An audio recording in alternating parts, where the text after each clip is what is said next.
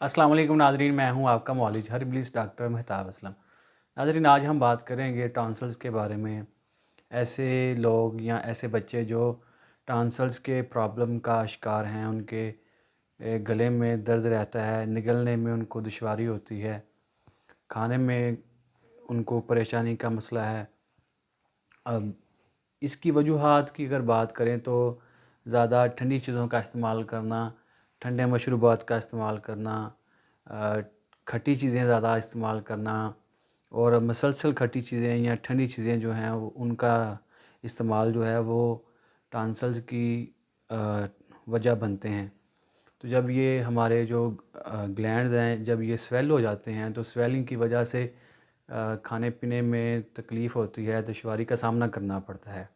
तो ज़्यादातर बच्चे जो हैं वो इनका शिकार बनते हैं, टॉन्सिल्स उनको ये स्वेल हो जाते हैं उनके। तो टॉन्सिल्स को हम कुदरती तरीके से हर्बल तरीके से मेडिसिन से हम कैसे ठीक कर सकते हैं, उसके लिए बड़ा ज़बरदस्त और बड़ा आसान आज़मूदा एक इलाज आपके सामने हम पेश कर रहे हैं। सबसे पहले आपने क्या करना है, किस्ते शीरी लेनी है, किस्ते शीरी। इसके अलावा आपने मलट्ठी लेनी है, मलट्ठी, किस्ते शीरी और मको दाना। किस्ते शीरी, मलट्ठी और मको दाना, ये तीनों चीज़ें 50-50 ग्राम लेके इनको पीस लेना है। 50-50 ग्राम लेके इनको पीस लेना है और पीस के इनका सफ़ूफ़ तैयार कर लेना है। सफ़ूफ़ तैयार करें और इसके बाद जब ये सफ़ूफ़ तैयार हो जाए तो इसको आप किसी छाननी की मदद से छान कर तो रख लें। जितना सफ़ूफ़ आपके पास जो छाना हुआ आपके पास बचे, उससे 3 गुना ज़्यादा मकदार में आपने शहद लेनी है। मतलब कि अगर आपके पास 100 ग्राम ये सफ़ूफ़ है तो यूँ आप समझें कि 300 ग्राम आप शहद लेंगे।